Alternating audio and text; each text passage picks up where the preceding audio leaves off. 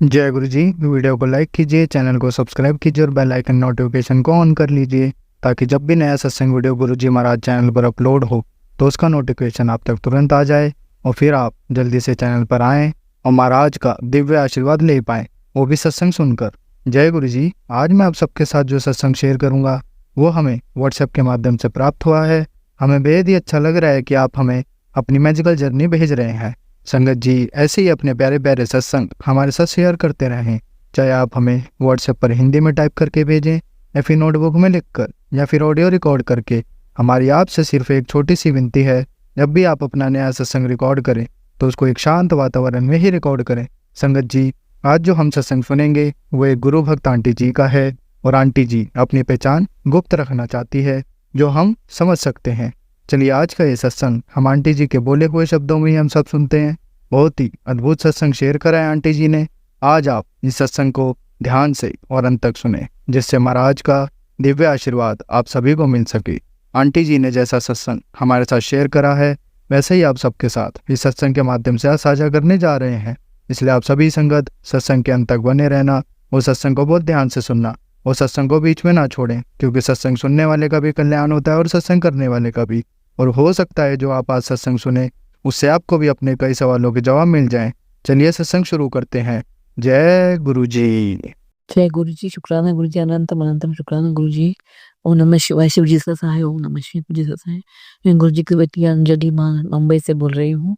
इन्होंने ने एक सत्संग में बताया कि तुम्हारे घर में बहुत बड़ा कोई साया है, वो बहुत स्ट्रांग है, वो ऐसे जाएगा नहीं। उसके 12 बजे से पहले कुछ सॉलिड रख। मैंने वो ऐसा सत्संग बताया था तो मैंने सत्संग सुन के मुझे कुछ समझ में नहीं आया कि क्या सॉलिड रखनी है। लेकिन मैं शांत हूँ और मैं बहुत क्या बोलते हैं उसको, मैं बहुत रिलैक्स भी हूँ, क्योंकि देखो, मैं तो मनुष्य हूँ और गुरु जी भगवान है और वो शिव है, और शिव सबसे पावरफुल भगवान है, ब्रह्मांड नायक है। तो ये जिन बिन ये सब आत्माएं और जिन और क्या वो साया, ऊपरी हवा, ये सब जो चीजें कितना भी स्ट्रांग है तो कितना पावरफुल है, तो भगवान के सामने वो कुछ भी नहीं है। और किसी भी प्रॉब्लम के ऊपर भगवान होते हैं। तो ये मैं तो बहुत शांत हूँ। मैं बहुत ही सुलझी हुई हूँ और मुझे टेंशन बिल्कुल नहीं है। मुझे मुझे गुरु जी के ऊपर पूरा भरोसा है। और भरोसा तो किसी हर एक को होना चाहिए, क्योंकि उन्होंने हमको पैदा किया है, उन्होंने उसको पैदा किया है, तो वही संभालेंगे। जब गुरु जी ने उनके शरण में हमें ले लिया है, उनके चरण में हमें जगह दे दी है, तो वो हमारा पूरा ख्याल रखते हैं। पूरे ब्रह्मांड नायक है, हर चीज का हमारा ख्याल रखते हैं, खाने का, पीने का, रहने का, हर हर चीज, हर पल का वो ख्याल रखते हैं, अंग संग रहते हैं। तो डर किस बात का? गुरु जी मैं बिल्कुल डरती नहीं हूँ। मेरे बच्चे, मेरे हस्बैंड, मेरी फैमिली को आप पूरा संभाल रहे हो। पूरी फैमिली आपकी छत्रछाया में है। जो घर में रहती हूँ वो आपका घर है, जो कपड़े पहनती हूँ वो आपके दिए हुए हैं, जो हम खाती हूँ, मैं खाना खाती हूँ, अन्न खाती हूँ, वो आपने दिया हुआ है। मेरे मन में जो विचार आता है वो भी आपके ही दिए हुए हैं, तो मैं नहीं डरती हूँ। जिसका जो ये होगा वो आप सही कर, आप भी सही करते हैं।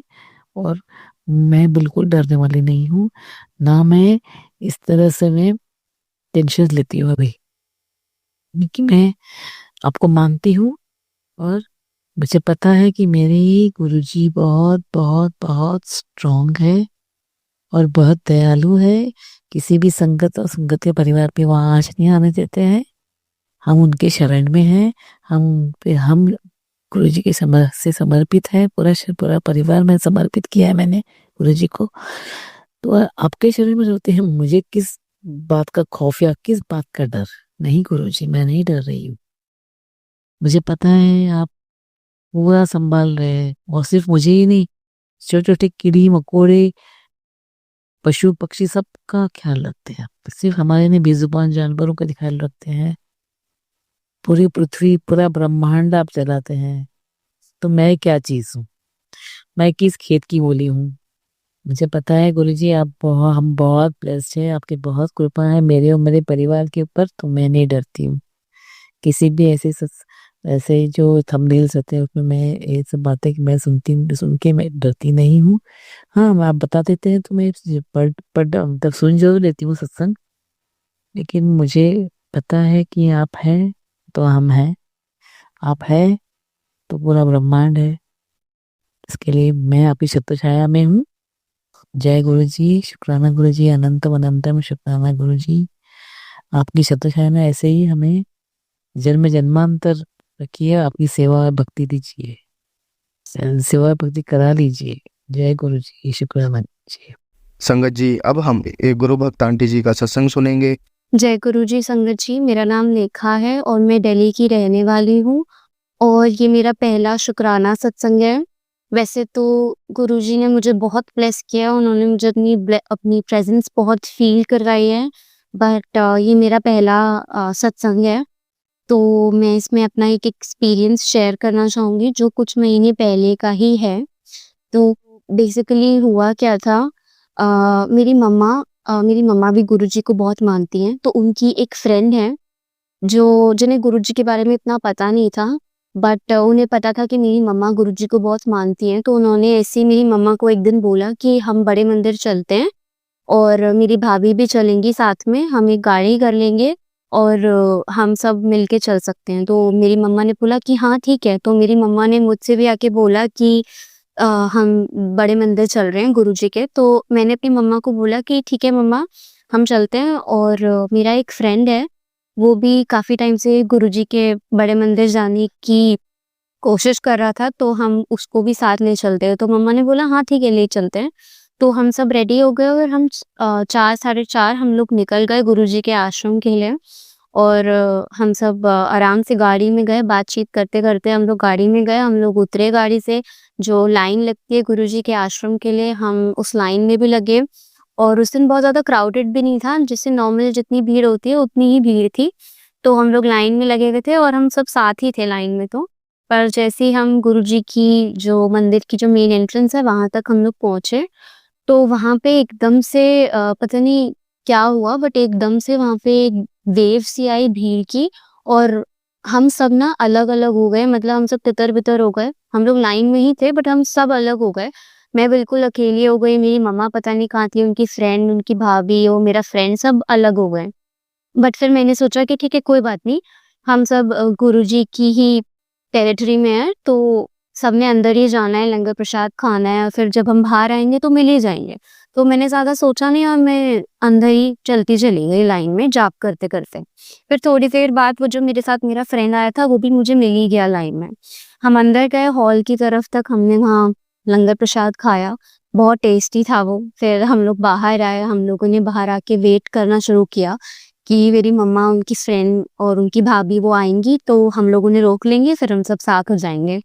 तो हमने वेट करना शुरू किया, तो पहले मेरी मम्मा की फ्रेंड और उनकी भाभी आई और जैसे ही वो हम तक आई, वो बहुत इरिटेटेड थी, तो उन्होंने आते ही सीधा बोला कि तुम लोग कहाँ थे? तुम लोग सब हमें अकेला छोड़ दिया, हमें कुछ पता नहीं था अंदर का, हम लोग सीधा बाहर आ गए। तो मैंने उनसे पूछा कि आपने लंगर प्रसाद नहीं खाया क्या? तो उन्होंने बोला कौन-सा लंगर प्रसाद, हमें कुछ पता ही नहीं था, तुम लोगों ने हमें अकेला छोड़ दिया, हमने तो कुछ भी नहीं खाया, हमें तो पता भी नहीं था।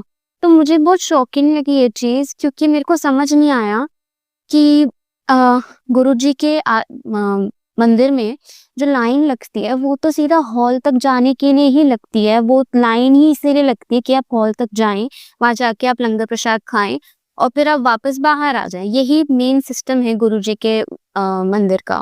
तो मेरे को बहुत अजीब लगा कि जब वो लाइन में ही थी तो उनको लंगर प्रसाद कैसे नहीं मिला, वो हॉल तक कैसे नहीं गई? मैंने उनसे पूछा भी कि आप लाइन से बाहर आ गए थे क्या? तो उन्होंने बोला नहीं, हम लाइन में ही थे बट हमें तो मिला ही नहीं लंगर प्रसाद, हम तो ऐसे ही बाहर आ गए। तो मुझे ना बहुत अजीब लगा और फिर वो और गुस्सा होने लग गई जब उन्हें पता चला कि अंदर लंगर प्रसाद भी मिल रहा था और उन्हें मिला ही नहीं। बट फिर मैंने कुछ बोला नहीं, मैं चुप हो गई क्योंकि मुझे ऑलरेडी गिल्ट होने लगा कि उनको पता नहीं था, वो पहली बार आए और उनको लंगर प्रसाद मिला भी नहीं, क्योंकि वो हमसे अलग हो गई। फिर थोड़ी देर में मैंने नोटिस किया कि मेरी मम्मा भी आ गई बाहर और मेरी मम्मा बहुत खुश थी क्योंकि उनको लंगर प्रसाद के साथ-साथ उन्हें गुरुजी के 2 स्वरूप भी मिले थे, तो वो तो बहुत खुश थी। पर जैसे ही वो आई, हमने उन्हें बताया कि उनकी फ्रेंड को और उनकी भाभी को तो लंगर प्रसाद मिला ही नहीं। तो वो भी थोड़ा डिसअपॉइंट हो गई, वो चुप हो गई। बट फिर हम लोगों ने ज़्यादा इस बारे में कुछ बात करी नहीं। हम लोग गाड़ी तक आ गए, हम लोग गाड़ी में बैठे, बट फिर ये टॉपिक दोबारा उठ गया। तो मम्मा की फ्रेंड ने एकदम से ये बात खुद ही उन्होंने बोली ये चीज़ कि मुझे लगता है कि हमें गुरुजी का लंगर प्रसाद ना इसीलिए नहीं मिला क्योंकि हम लोग ना घर पे नॉनवेज बनाकर आए थे और हमारा प्लान था कि वापस जाने के बाद हम वो नॉनवेज खाएँगे। तो हम लोगों को इस चीज़ के बारे में कुछ भी नहीं पता था और हमें एकदम शॉक सा लगा जब हमने ये चीज़ सुनी ना कि ये ऐसा करके आए थे और इनका ये प्लान था, हमें बहुत शॉकिंग लगा। मतलब हम लोग तो बिल्कुल वेजिटेरियन हैं, हम लोग तो खाते ही नहीं हैं, बट हम अब इससे सबको बोल नहीं सकते। तो अगर आप खाते भी हो, तो आप सेम डे मत करो ना। अगर आपने भगवान के पास जाने का प्लान किया है, तो आप उस दिन ये सब चीज़ें मत करो और अगर आप कर रहे हो तो आप भगवान के पास जाने का प्लान उस दिन मत करो। तो मुझे बहुत अजीब लगी ये चीज़, बट उस समय ना मेरे को चीज़ें क्लियर होने लग गई कि इसीलिए इनको गुरुजी का लंगर प्रसाद नहीं मिला क्योंकि इनका ये प्लान था, ये ऑलरेडी ये करके आए थे और घर वापस जाकर उनका खाने का प्लान था।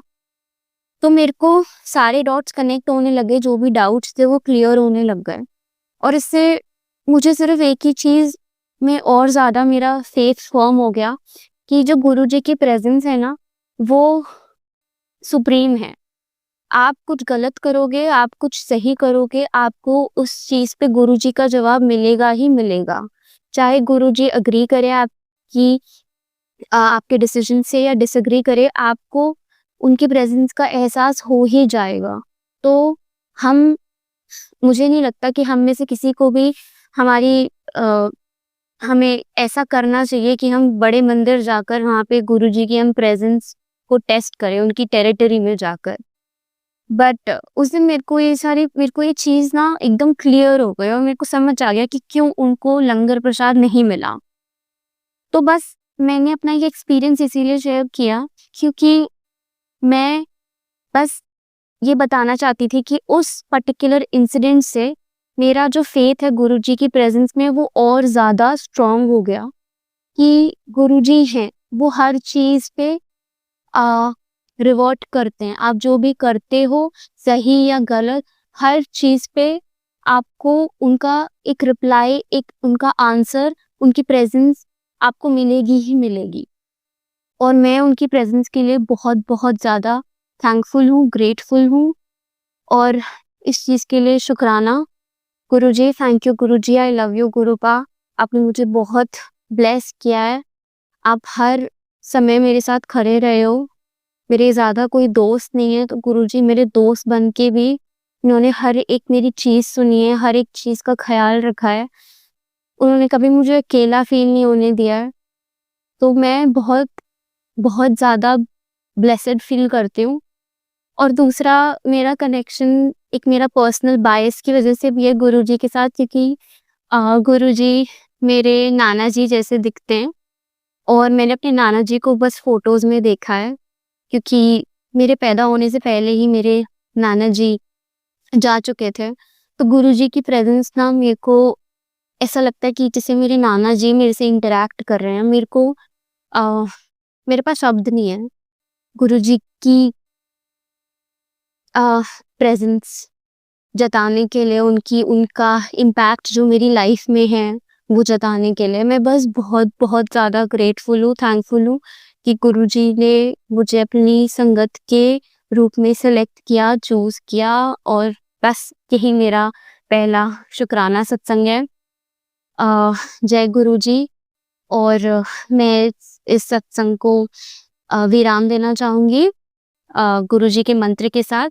ओम नमः शिवाय, शिव जी सदा सहाय। ओम नमः शिवाय, गुरुजी सदा सहाय।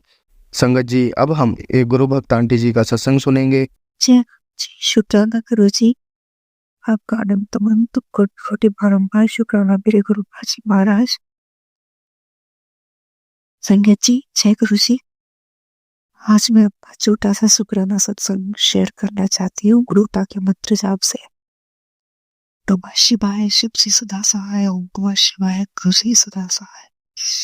नमः शिवाय, शिव जी सदा सहाय। ओम नमः शिवाय, जी सदा सहाय। जय गुरुजी, शुक्राना गुरुजी। संगत जी, मुझे माफ कीजिएगा, मैं धीरे धीरे, बहुत धीरे धीरे अपना शुक्राना सत्संग शेयर कर रही हूँ, बिकॉज मेरे पापा हैं अभी घर पे ही। गुरुपा जब तक अपने आप से नहीं जुड़ेंगे उन लोगों को, तो मैं क्या मतलब कैसे क्या करूं, इसलिए मुझे थोड़ा सा अभी ये करना पड़ रहा है। वैसे तो बहुत सारे गुरुपा के शुक्राना सत्संग है, बट अभी फिलहाल में ऐसे भी अमृत वेला का सत्संग करने को गुरुपा बहुत टाइम से बोल रहे थे, तो मैं कभी कभी शुक्राना ऐसे ग्रुप में लिख कर शेयर करती थी, कर रही थी 2-3 दिन से, बट फिर अब मन तो पता नहीं क्या इंट्यूशन आया, गुरुपा का ही दिया हुआ ये इंट्यूशन है कि अभी मुझे लगा कि नहीं अभी करना चाहिए, तो मैं अभी शेयर कर रही हूँ। तो शुक्राना सत्संग तो डेली कुछ ना कुछ होते हैं, बट छोटे छोटे हर दिन होते हैं, बड़े छोटे ध्यान में नहीं रहता कि कितने सारे शुक्राना सत्संग है कि क्या बोल। बटा की हाथ पिला में घर में मेरी बहनों की तो है ही, मेरे से जो भी है रिलेशन अच्छी नहीं है, मेरे साथ मतलब बहुत ज्यादा भेदभाव करती है वो लोग। पापा को भी सिखा पढ़ाई थे, पापा वही थे, अभी परिवारी सिस्टर्स के यहाँ कुछ दिन से रह रहे थे पापा, तो कल आए हैं तो उनका विचार एकदम चेंज लगा मुझे। वो लोग, मुझे पता चल गया कि वो लोग सिखा पढ़ा दिए पूरा पापा को, क्योंकि जब जब वहां से आते हैं तो उन लोग के सपोर्ट तो बोलते हैं और मेरे आगे दौड़ने लगते हैं वो। फिर कल आए तो बोलने लगे ऐसे वैसे। हाँ, थोड़ा भाई को लेके मुझे ये लग रहा था, क्योंकि भाई से थोड़ा मैं अच्छे से बिहेव नहीं की थी, अच्छे से रूडली, बहुत रूडली बात की थी उससे। तो उससे पहले कुछ मैटर हुआ था, वो भी कुछ उल्टा सीधा किया, तो फिर मैं भी उसको बहुत सुनाई, तो उसके चलते पापा को ये छोटी वाली सिस्टर कान भरती पापा कहा कि ऐसे वैसे मेरे बारे में पूरा, और यहाँ के बारे में ऐसे वैसे बोल दी ना कि कोई वहां रहता नहीं है घर पे, और जहाँ नहीं रहता है वहां भूत पिशाच का डेरा होता है, ये वो। मैं बोली कि जहाँ गुरुपा का स्वरूप लग गया, जहाँ स्वयं साक्षात वहां शिव भोले बाबा का स्वरूप हो, वहां शिव जी का हो साक्षात स्वरूप, तो वहां मतलब भूत पिशाच का तो नामो निशान नहीं हो सकता है। मैं बोली पापा को कि मुझे तो ये घर मंदिर लग रहा है, पता नहीं आपको कैसे, मतलब घर मंदिर नहीं लग रहा है, काटने को दौड़ रहा है। पापा बोले कि यहाँ कोई रहती नहीं है, आना नहीं चाहती, तुम्हारे चलते, तुम्हारे, तुम ऐसे बोलती हो, मुझे ही पर पूरा ब्लेम करने लगे उल्टा सीधा। वो लोग कभी अपनी गलती नहीं मानते हैं, मुझे ही हर बार ब्लेम करते हैं, दोष देते हैं कि तुम्हारी ही गलती है, तुम ऐसे बोलती हो। मैं बोलती हूँ कि मुझे अच्छे से बिहेव कोई करेगा, वो पागल थोड़ी ना हो कि मैं उल्टा मतलब जवाब दूंगी उल्टे मुंह। मेरे से हो गया है, बहुत दुख तकलीफ झेलने के बाद ना, मुझे जैसे जो बोलता है ना मैं वैसे ही रिप्लाई देती हूँ। संगत जी ये मेरा हो गया है, ये फिर मेरी हो, चाहे आप बुरी आदत बोलो चाहे जो भी, लेकिन होता है ना कि बहुत आदमी, जब आदमी का चेहरा देख लेता है असली चेहरा, और ऊपर से नकली चेहरा लगाया हुआ रहता है लोग, तो आपका मन ही नहीं करेगा कि ऊपर से आप फॉर्मेलिटी निभाओ। तो वो चीज में नहीं होता है मेरे से, माफ कीजिएगा गुरुपा मुझे, बट गुरुपा मुझे समझाते भी हैं बहुत कि तू मत से बात दे, मैं सबको बताऊंगा, मैं सबको सबक सिखाऊंगा, सबको लाइन पर लाऊंगा। तो शुक्राना आपका गुरुपा, और लाइन पे ला भी रहे हैं धीरे धीरे, मुझे पूरा विश्वास है कि सब कुछ ठीक कर देंगे गुरुपा। क्या मुझे ये चीज नहीं है, मैं चाहती हूँ कि जो एक बार, 2 बार, 3 बार जो विश्वासघात करे और अपना ही होकर इस तरीके से ठोकर मारे, गिरगिट की तरह रंग बदले, तो मैं उन लोगों से दूर ही रहना चाहती हूँ, ज्यादा अच्छा है, क्योंकि ये लोग का कोई भरोसा नहीं है, और मैं दूर ही रखूँ तो ज्यादा अच्छा है मेरे लिए। मुझे नहीं अब ऐसे लोगों की, भाई जब पैसे आ जाए आपके पास, पावर पोस्ट आ जाए, तो आप में सपने आ जाए लोग, तब आप आपसे रिश्ते निभाने लगे, बनाने लगे जबरदस्ती का, वो चीज नहीं चाहिए कि जब पूरा बुरा वक्त हुआ आया और जबरदस्ती का आपका बुरा वक्त कराया गया, और कुछ नहीं। मुझे तो सब साफ पता चलता है ना, सब कुछ बताते हैं गुरुपा की बुद्धि बांधना, काम में बाधा करना, वारण क्रिया। आज गुरुपा जब से हाथ थामे हैं, मुझे जिस तरीके से नाक से मुंह से मूवमेंट होता था, खून की उल्टी, नाक से ब्लड आता था, वो खत्म ही हो गया। साहब बोले कि ये सब तुम्हारे ऊपर बहुत गंदा मारण क्रिया मारने के लिए तुमको किया गया था, और ये आज से नहीं, बहुत सालों से है। तो मुझे भी पता है कि कब से है और क्या है, मुझे समझ में आता है इस चीज का। मुझे पहले पता है, मुझे ये लगता था संगति कि हाँ, ये मतलब इन लोग का मेरे साथ बिहेवियर अच्छा नहीं है, लेकिन मैं इतना नहीं सोचती थी कि इतना ये लोग गिर सकती है, या ये लोग गिर सकता है। मैं सोचती थी मैं तो अभी सबसे अलग रहती हूँ, अलग हो गई हूँ, इन लोग से कुछ मतलब में नहीं, ना मांगने जाती हूँ कुछ, फिर भी मेरे पीछे इतना पड़ के इतना गंदा मेरे साथ। तो अब मैं बिलीव कर पाऊंगी क्या? अब नहीं हो पाएगा बड़े से, भी जिंदगी में नहीं हो पाएगा वो चीज। मैं गुरु पास बस यही रिक्वेस्ट करूंगी कि मुझे इन लोगों से दूर कर दीजिए, मैं इन लोगों के साथ नहीं रहना चाहती हूँ।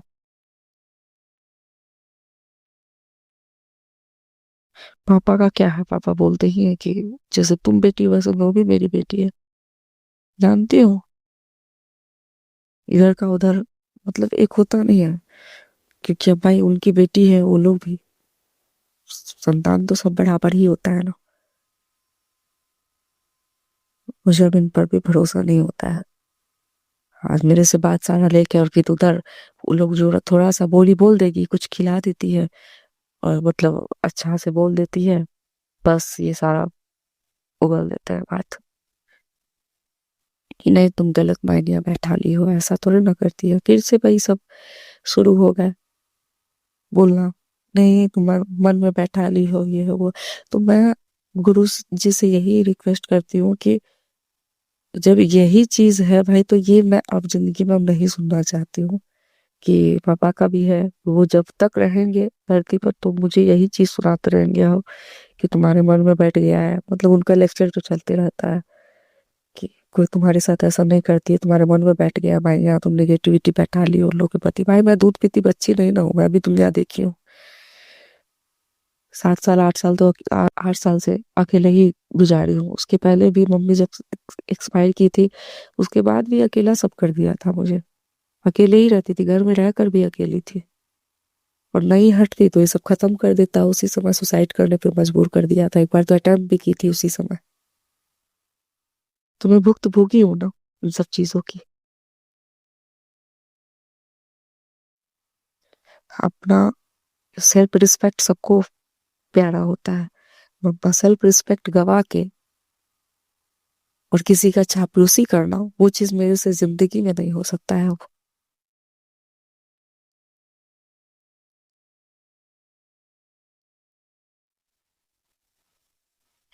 खुद का मान प्रतिष्ठा इज्जत सबको बहुत प्यारा होता है सुंदर जी, और दूसरे के मान प्रतिष्ठा इज्जत को कबाड़ा में निकाल देता है, लोग लगा ये कर देता है।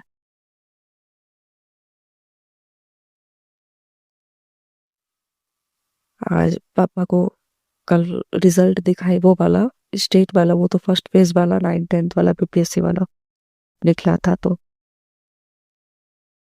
उसका भी फाइनल एग्जाम अभी नहीं हुआ है। तो उसका फर्स्ट स्टेज का भी रिजल्ट मुझे नहीं यकीन था, क्योंकि जिस तरह से मैं एग्जाम देने गई वहां पे, इतना गर्मी था, इतनी गर्मी में, और वहाँ एग्जामिनेशन हॉल में भी एसी तो छोड़िए, पंखा तक नहीं चलाने दिया, एक फैन तक नहीं, उस गर्मी में परीक्षा देकर आई हूँ।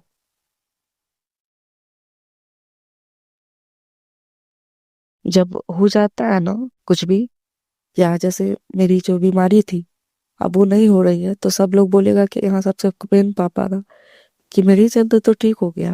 भाई लाख दुनिया, एक से एक एक्सपर्ट डॉक्टर से दिखा ली, सबने बोला कि ऑपरेशन कराना पड़ेगा, किसी को पता ही नहीं चल रहा था कि हो क्या रहा है, कौन सी बीमारी है, हर जगह। तो फिर आप जब ठीक हो गया, जब साक्षात महाशिव जी बोले बाबा ठीक कर दिए, तो आप बोलते हैं हमने ऊपर आप ले लिए कि भाई हम ठीक कर दिए, मेरे चलते हो गया। ये कौन सा, मैं जान रही हूँ ना कि मुझे कौन ठीक कर रहा है, कौन क्या किया है। भुक्तभोगी मैं हूँ, भोगी मैं थी, तकलीफ मुझे हुई थी, रिलीफ मुझे हुआ है, कैसे मिला है वो पता है मुझे। किसी के बोलने से मैं नहीं समझती हूँ, मैंने जो करती हूँ कि हाँ हाँ मतलब हाँ में हाँ मिला दूं मैं, कोई कितना भी मुझे प्रेशराइज कर दे।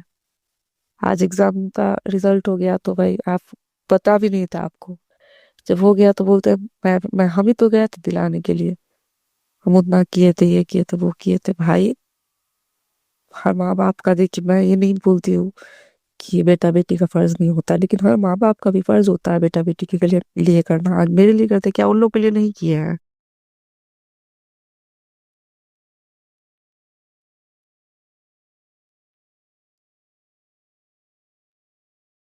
आज एक पैसा का हिसाब देते हैं, इस दिन दिए तो लिखित में लिखवा रहे हैं कि हाँ इतना पैसा मैं तुमको दे रहा हूँ। आश्चर्य लगता है। यहाँ मरे हुए को प्राण दे दिए, सबसे प्राण से बढ़ के और क्या हो सकता है? पैसा कोई मायने रखता है जब आदमी का जिंदगी ही ना हो तो? जो जो भगवान प्राण दे दिए ऊपर वाले, वो तो कभी आज तक मेरे से हिसाब ही नहीं मांगते हैं, और यहाँ जन्म देने वाले ही हिसाब में से मेरे से मांग रहे हैं।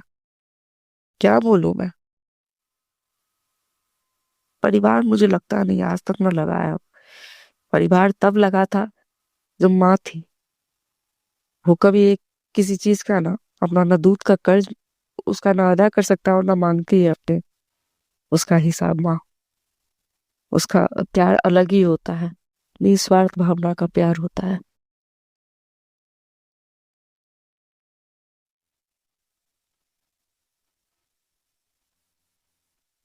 हर किसी की तकलीफ समझी मैं, आज उतने साल तक मैं दुख काटी, दुख भोगी, अलग रह के। उस चीज का एक एक पल का तो कोई हिसाब नहीं देखने के लिए गया। आज लोग बोल रहे हैं क्या, मेरा भाई बोलता है, वो मेरे भाई को तो क्या बोलूं, बुद्धि ही खत्म कर दिया है लोग। ये लोग बोलते हैं क्या पापा कि सेफ तो हो यहाँ पे? अरे भाई 7 साल 8 साल से आप कौन सा पता लगाने के लिए जा रहे थे कि अब मैं कहाँ रह रही हूँ, कैसे सेफ हूँ, क्या है, क्या हो रहा है मेरे साथ? अब गए थे। सब इन लोग का ड्रामा मैं अच्छे से समझ चुकी हूँ संगत जी, अच्छे से समझती हूँ। हर किसी का काला चेहरा, हर किसी का गिरगिट वाला चेहरा, शकल सबका दिखा रहे हैं। अब मुझे बोलते कि जवाब मत दे तू, अब सबको सही रास्ते पे मैं लाऊंगा। ये लोग अपना तो सब कुछ करते हैं, अपना कुछ नहीं बताते हैं कि मैं हम क्या कर रहे हैं, हम क्या नहीं कर रहे हैं, लेकिन मेरा सब कुछ जानना चाहते हैं ये लोग कि ये कैसे का कहाँ कर रही है। तुम बताते रहो सब कुछ।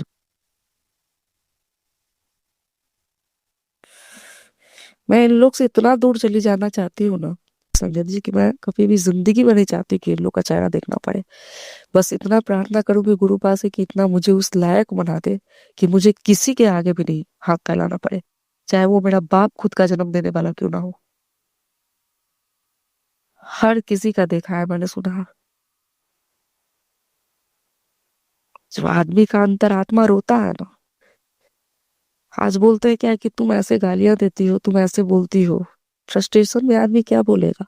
और जिसको आप जहर दिए हो जिंदगी भर, माँ की मौत के बाद, जिसको सब सारी बहन मतलब परिवार होते हुए, और वो लोग इतना दागी हो, मुझे इतना दगा दी हो, दागी हो, इतना हीन भावना से, ईर्ष्या जलन की भावना से मुझे देखी हो, घृणा की दृष्टि से मुझे देखी हो, गैर से भी बदतर व्यवहार मेरे साथ की हो, तो उसके प्रति आप ही सोच के बताइए कि क्या निकलेगा, उसके प्रति किस तरह का व्यवहार निकलेगा भाई, जिसके लिए, जिसके कारण मुझे इतना दुख झेलना पड़ा, परिवार से अलग रही मैं।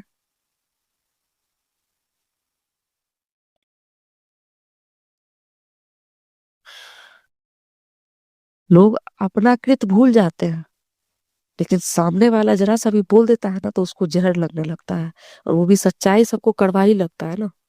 मैं तो बोलती हूँ मुंह पर, क्योंकि मुंह फट वाली आदत है मेरी। सच्चाई बोलती हूँ, उन लोग को पचता नहीं है। बहुत ईगोइस्ट आदमी सब है ये सब। मुझे किसी को कोई दिखाने का शौक नहीं है, कोई दिखाने का शौक नहीं है मुझे, कि वो लोग मुझे नीचा दिखाया है या दिखाई है तो मैं उन लोग को दिखाऊंगी नीचा, नहीं। बस मैं इन लोग से दूर हो जाना चाहती हूँ हमेशा के लिए। भाई तुम लोग इतना ही मामला, इतना गैर की तरह व्यवहार, इतने साल इतना ये की हो, अब मेरे से रिश्ता फरियाने आ रही हो।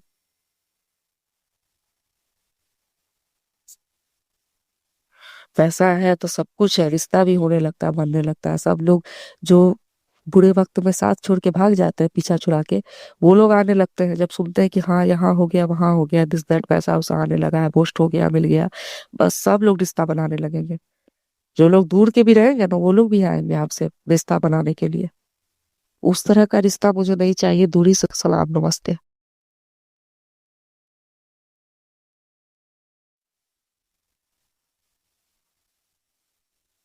आज मैं जीवित हूं ना, इन लोग का प्राण सूख रहा है। कल को इस महीने में पापा मुझे बोल रहे थे, पिछले साल की बात मुझे आज भी याद है, मेरा रंग एकदम काला पड़ गया था। खैर गुरुजी तो सब कुछ जानते हैं, साक्षात महादेव है, वही आती था मैं तो। एकदम काला पड़ गया था, गर्मी हो चाहे जाड़ा हो। जबकि गर्मी के टाइम में मेरा रंग पेयर रहता था, और जाड़ा के टाइम में थोड़ा डाउन, लेकिन मेरा रंग एकदम डाउन नहीं रहता था। हाथ पैर का भले थोड़ा डाउन है मेरा कलर ऐसे, लेकिन वो मुझे समझ में आ रहा था, जिसको खून की उल्टियां हो लगातार, नाक से ब्लड लगातार आए, वो आदमी तो जीवित भी नहीं रह पाएगा। तो उसका कलर डाउन नहीं होगा तो क्या होगा। और उस समय सब मेरा मजाक बनाती थी, काला है चेहरा, ये है वो है, ऐसी है देखने में मेरी बड़ी वाली, चाहे मतलब अजीब तरह से उस तरीके से बोलना। खुद ही ये लोग करके खत्म किया, और ऊपर से मुझे ही दूसरे ही है, मतलब मुझे ही घृणा की दृष्टि से देखना, बोलना।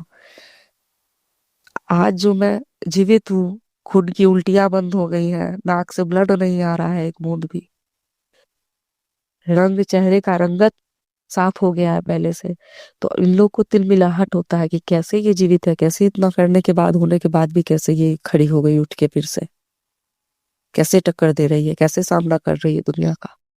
इसको तो बढ़ जाना चाहिए था।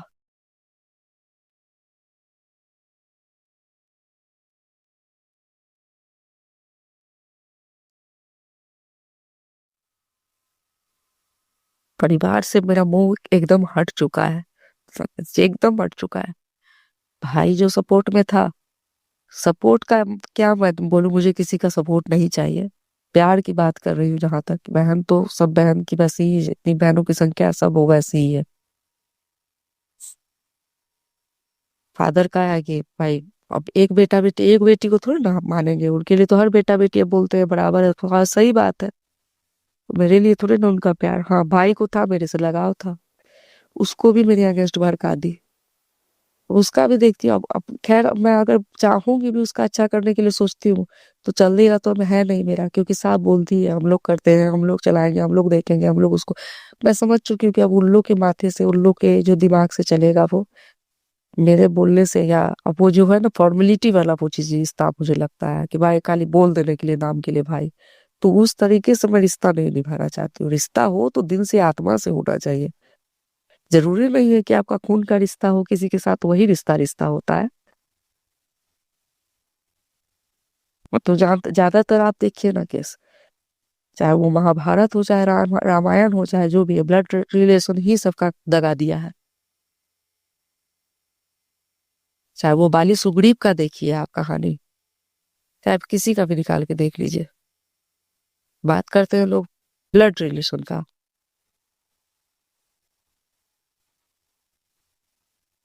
अगर रिश्ता होना चाहिए ना दिल से आत्मा से, ऐसा कि यशोदा भी देवकी का नाम नहीं हुआ जो कोख से पैदा की, कौन का रिश्ता था ना।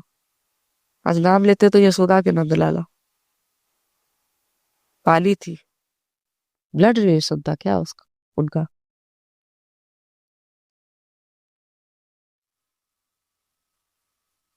सबरी का ब्लड रिलेशन तो नहीं था राम जी के साथ। भगवान होके झूठा बैर खा रहा है। जब भगवान भेदभाव नहीं किए, यहाँ इंसान भेदभाव करता है।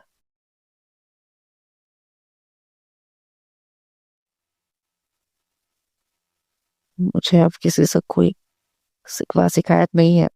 यही है कि जितना आदमी क्लास में या लेक्चर नहीं सुन के समझेगा ना, जिंदगी आदमी को इतना अच्छा लेसन सिखा देता है कि दुनिया, मतलब कि आदमी परिवार में क्या सीखेगा और क्या क्लास में लेक्चर से मतलब जो देते हैं प्रोफेसर लोग, उनका सुनकर समझेगा। सबसे अच्छा लेसन तो जिंदगी सिखा दिया है, वो भी इतने कम एज में।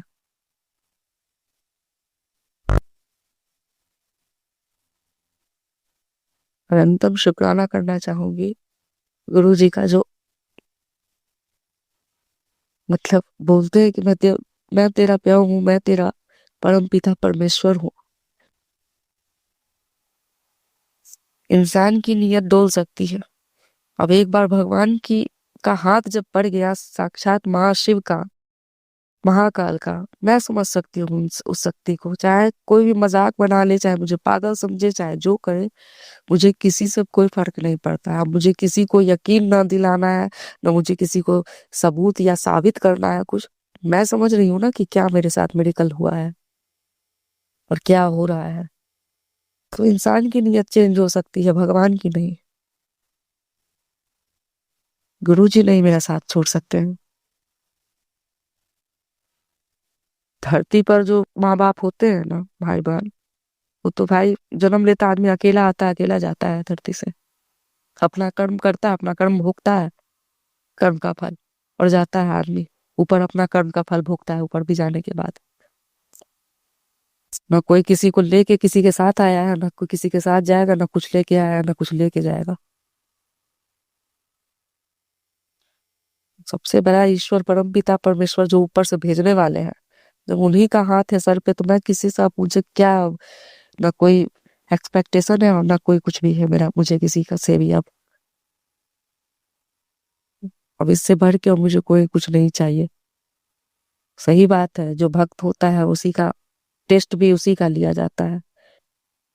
कम से कम इस बात की खुशी है कि इतना दुख तकलीफ झेलने के बाद मुझे जो चाहिए था, सब साक्षात भगवान का मुझे आश्रय मिल गया। इससे बड़ी बात और क्या हो सकती है।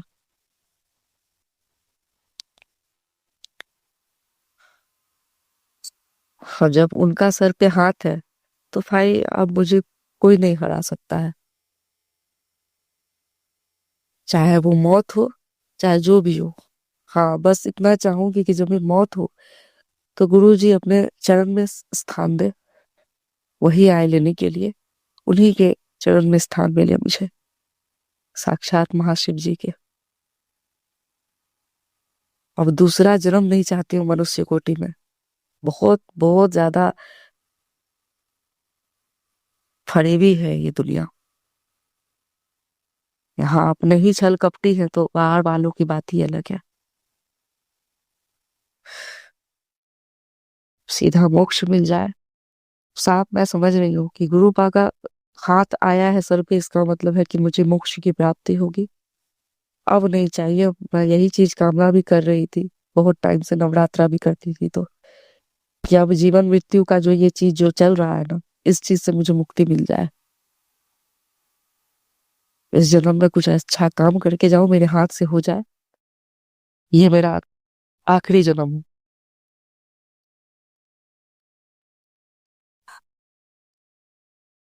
सो उस लायक समझने के लिए गुरु जी का तहे दिल से धन्यवाद कहूंगी।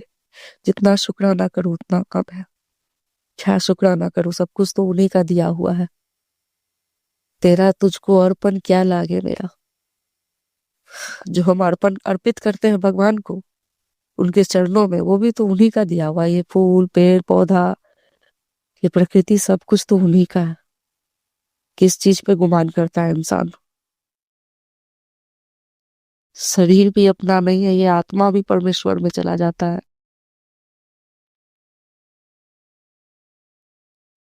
हम भी उन्हीं के अंश हैं। हर इंसान में परमात्मा का वास है, हर इंसान में परमात्मा है। लेकिन इंसान पहचान नहीं पाता। यहाँ धरती पे आने के बाद इंसान मोह माया ये सब में लीन हो जाता है और ईश्वर को भूल जाता है।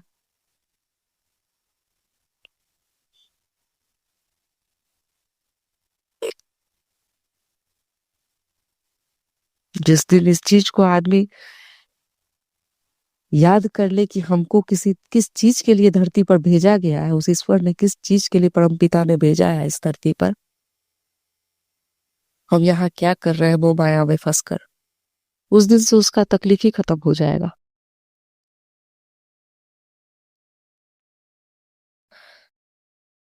अब मैं हर चीज अपना जीवन में गुरु पा को सौंप दी हूँ।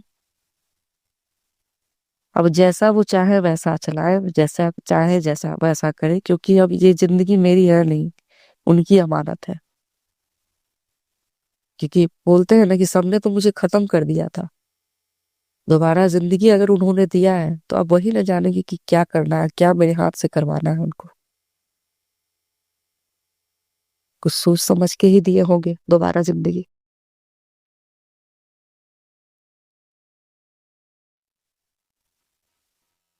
इस मामले में मैं अपने आप को बहुत खुशनसीब मानती हूँ कि कुछ ना कुछ अच्छा कर्म करवाना होगा, इसलिए भगवान ने मुझे दोबारा जिंदगी दिया है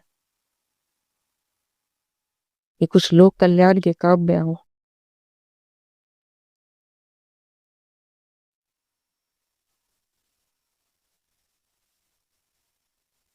जिस चीज से नवाजा था भगवान ने मुझे, वो चीज मेरा इस परिवार ने मेरे से छीन लिया। कला बोलता है लोग कि कलाकार में भगवान का वास होता है। कल्पना नहीं चाहिए, कभी कल्पना नहीं लेना चाहिए, क्योंकि वो जब भी एक एक सुर भी लगाता है ना तो डायरेक्ट भगवान से कनेक्शन होता है उसका।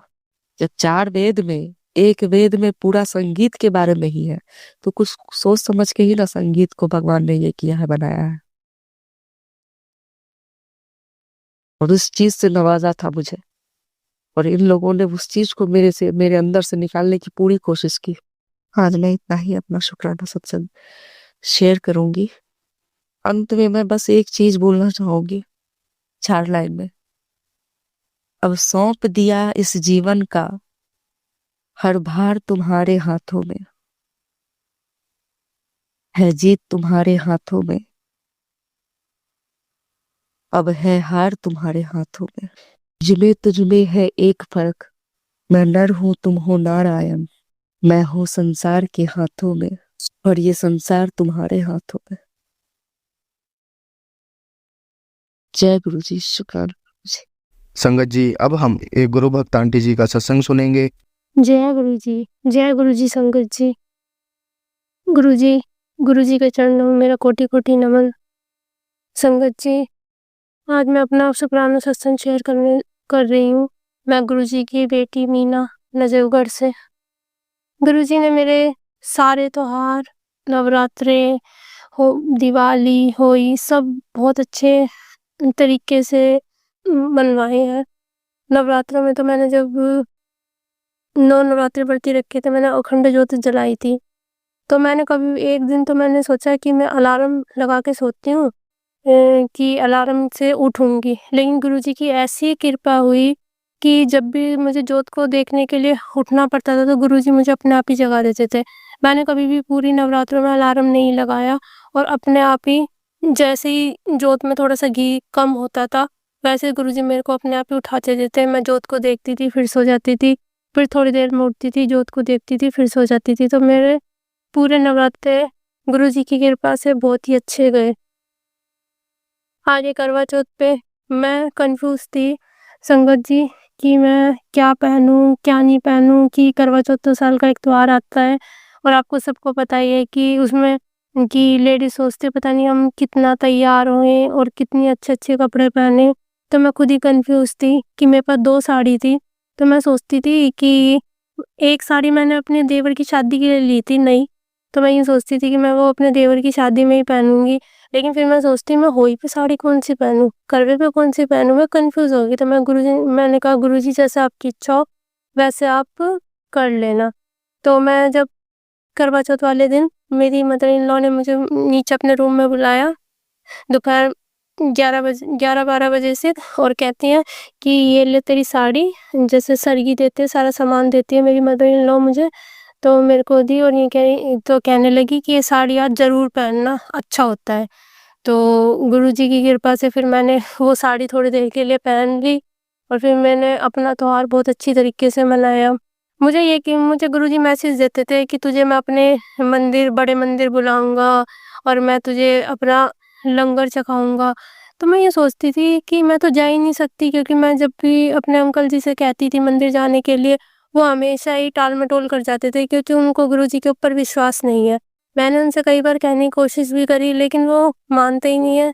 तो मैंने भी गुरुजी के ऊपर छोड़ दिया। एक बार तो हम जाने के लिए इतने तैयार हो गए थे, जैसे कि आज ही बड़े मंदिर चले जाएँगे, कि हमारी पूरी प्लानिंग होगी, लेकिन लास्ट मोमेंट पे मेरे अंकल जी ने मना कर दिया।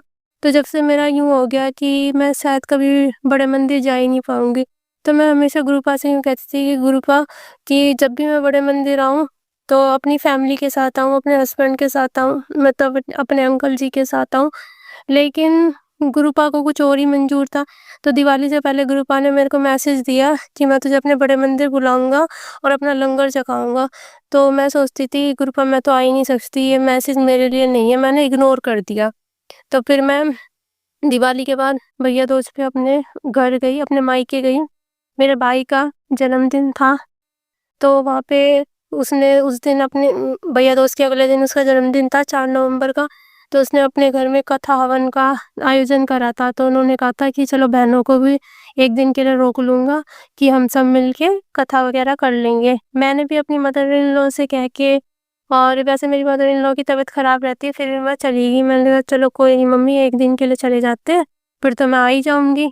तो मेरी जो मेरी भाभी हैं, उनकी तबीयत थोड़ी-सी ख़राब हो गई, जिस कारण कि कथा वगैरह नहीं हो सकी। तो उस दिन गुरुजी की कृपा ऐसी हुई कि हम सारे बहन-भाई, हम चारों बहन-भाई प्लानिंग करने लगे कि हम बड़े मंदिर चलते हैं। तो मैंने कहा नहीं, मैं तो नहीं जाऊँगी। तो मैं कहने लगी गुरुपा आप ही देखो, और आपकी अगर इच्छा है, आप मेरे को बुलाना चाहते हो, मुझे तो कुछ समझ में आ नहीं रहा, तो आप मुझे अपने आप बुला लेना। मैं कन्फ्यूज़ थी, मेरी मेरी जो बड़ी सिस्टर थी वो कहने लगी नहीं, नहीं तुम भी चलो। मैंने कहा नहीं बहन मैं नहीं जाऊँगी, मेरे अंकल जी को पता चल गई तो वो मुझे बहुत डाँटेंगे। तो मैं बहुत कि मैं हमेशा से सोचती थी मैं उनके साथ जाऊँ, तो मैं उन्हीं के साथ जाना चाहती हूँ। तो मेरी बड़ी बहन कहने लगी कि नहीं कुछ नहीं होता, गुरुपा को जब जिसको बुलाना होता है ना, वो अपने आप ही बुला लेंगे। वो हमेशा से मेरे साथ कहती थी कि चल हम घर आएँगे ना, जब सारे इकट्ठे होकर चलेंगे। मैं हमेशा कहती थी नहीं बहन हम नहीं जा पाएँगे, क्योंकि मेरे अंकल जी नहीं मानते, नहीं विश्वास करते इन सारी चीज़ों पे। संगत जी आप विश्वास नहीं करोगे कि मैं अपने अंकल जी के सामने ना कभी सत्संग सुनती हूँ, ना गुरुबा के बारे में अब कोई ज़िक्र करती हूँ, कुछ नहीं करती, क्योंकि फिर वो उन हर बात को उल्टे वे में ले जाते हैं। तो फिर हम उस दिन प्लानिंग हुई, सब तैयार होने लग गए। जब मैं अपने घर पे थी, सब तैयार हैं कि हम मंदिर जाएँगे, बड़े मंदिर। मैंने अपने बच्चों से पूछा कि बेटा आप लोग बड़े मंदिर चलोगे? तो मेरे बेटा और बेटी दोनों तैयार हो गए। तो मैंने कहा गुरुपा आपकी मर्ज़ी, तो हम चले गए मेट्रो में। तो गुरुपा वो संगत जी मुझे मेट्रो में थोड़ी-सी एंग्ज़ायटी होती है, तो फिर मैं जैसे ही मेट्रो में बैठी मेरे को एकदम एंग्ज़ायटी होने लगी, और मेरा मन कहा कि बस अगले स्टेशन पे उतर जाओ और वापस घर चली जाओ। फिर मैंने गुरुपा जब आपने मुझे बुला ही लिया तो आप ही मुझे ठीक रखो और मुझे अपने मंदिर के दर्शन कराओ। फिर गुरुपा की कृपा से मैं ठीक हो गई और गुरुपा के बड़े मंदिर गई। वहाँ पे मैंने गुरुपा के दर्शन किए, तो मुझे ऐसा फ़ील हुआ जैसे गुरुपा कह रहे हैं देख बुला लिया ना मैंने कल तुझे बड़े मंदिर, जैसे गुरुपा कहते हैं कि मुझे तो संगत जी बोलना नहीं आता पंजाबी, तो इस मारे कि गुरुपा कहते हैं देख मैंने बुला लिया ना तुझे, तो मेरी आँखों में आँसू आ जाते हैं। तो मेरा बेटा कहता है, मुझे बाद में बताता है, मम्मी जब मैं मंदिर गया ना तो मुझे ना गुरुजी की ही स्वरूप देख के मेरी आँखों में आँसू हो गया, मैं इमोशनल हो गया। मेरा बेटा 13 साल का है, वो मतलब कि कम मतलब नहीं सत्संग नहीं सुनता, जैसे कुछ भी नहीं करता, ऐसे जैसे नाम लेना, गुरुजी का मंत्र उच्चारण करना, ऐसा कुछ भी नहीं करता। लेकिन फिर भी वहाँ जाके वो एकदम से इमोशनल हो गया, कहता मम्मी मेरे आँखों में आँसू आ गए। मैंने कहा ये तो गुरुपा की कृपा है। तो फिर हम भी ऐसे भावुक हो गए थे, गुरुपा को देख के ऐसा लगा था जैसे गुरुपा हमें ही देख रहे हैं। जहाँ साइड हम जाते वहीं गुरुपा की नज़र जाती। मैंने गुरुजी का लख-लख शुक्राना करा कि गुरुपा आपकी मेहर है जो मैं बड़े मंदिर आ गई। मुझे कभी यकीन नहीं था कि मैं बड़े मंदिर आ पाऊँगी। मुझे कभी यकीन नहीं था। वहाँ गुरुपा ने हमें लंगर प्रसाद चखाया, हमें जल प्रसाद मिला, गुरुपा की ब्लेसिंग मिली मुझे, गुरुपा के चरणों का स्वरूप मिला मुझे। लेकिन संगत जी आपको पता ही है कि मैं अपने घर में नहीं लगा सकती, गुरुजी को पता है कि मेरे ससुराल वाले कभी भी इन चीज़ों में विश्वास नहीं करते। तो गुरुपा आपको पता है, तो बस मैं कुछ नहीं कहना चाहती कि लेकिन मैंने आपकी हर एक चीज़ को अपने पास सँभाल के रख रखा है, अपने पास रखती हूँ। मैं किसी को शो ऑफ नहीं करती, मैं किसी को दिखाना नहीं चाहती कि हाँ, जब सब मानेंगे, जब मैं सबके सामने लाऊँगी, नहीं तो गुरुपा की सारी चीज़ें मेरे पास, मैं अपने पास अलग से रखती हूँ। तो गुरुपा की इच्छा से हम गुरुजी के बड़े मंदिर भी होके आए और गुरुजी का जल प्रसाद भी ग्रहण करा और हमें गुरुपा की बहुत ब्लेसिंग मिली। गुरुपा मेरे साथ यूं ही हमेशा अपना साथ बनाए रखना, गुरुपा मेरे बच्चों पे अपनी मेहर बनाए रखना, गुरुपा मेरे घर परिवार पे सब पे अपनी मेहर बनाए रखना गुरुपा।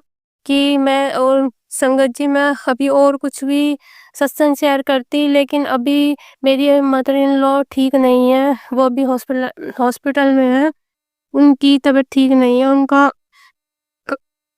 तो इसलिए मैं आगे का सत्संग बाद में शेयर करूँगी। बस मैं अपना सत्संग को यहीं विराम देना चाहती हूँ। मैं गुरुजी का मंत्र उच्चारण करती हूँ। ओम नमः शिवाय, शिवजी सदा सहाय। ओम नमः शिवाय, गुरुजी सदा सहाय। ओम नमः शिवाय, शिवजी सदा सहाय। ओम नमः शिवाय, गुरुजी सदा सहाय। ओम नमः शिवाय, शिवजी सदा सहाय। ओम नमः शिवाय, गुरुजी सदा सहाय। जय गुरुजी, शुक्राना गुरुजी, अनंतन अनंतन शुक्राना गुरुजी। मेरे प्यारे गुरुपा, मेरी हर तकलीफ में, मेरे हर दुख में, मेरे हर दर्द में मेरा साथ देने के लिए बहुत बहुत शुक्राना गुरुपा। आपके अलावा मुझे इस दुनिया में कोई नहीं दिखता। ऐसा लगता है जैसे मेरे साथ एक कहते हैं ना, मेरे अंग संग, तो वो हमेशा मेरे साथ रहते हैं गुरुपा, हमेशा मेरे अंग संग रहते हैं। मुझे कभी भी मुझे अकेला फील नहीं होने देते, बिल्कुल भी अकेला फील नहीं होने देते। मुझे किसी की याद नहीं आने देते, मुझे अपने मम्मी पापा की याद नहीं आने देते, किसी का। बस गुरुपा मेरे साथ अपना साथ यूं ही बनाए रखना गुरुपा, मेरे ऊपर अपनी मेहर यूं ही बनाए रखना गुरुपा। जय गुरुजी, शुक्राना गुरुजी, जय गुरुजी। संगत जी, अगर आपको आज का सत्संग अच्छा लगा हो तो आप इस सत्संग को और संगत के साथ ज़रूर साझा करें, जिससे वो भी महाराज का दिव्य आशीर्वाद प्राप्त कर सके। जय गुरु जी।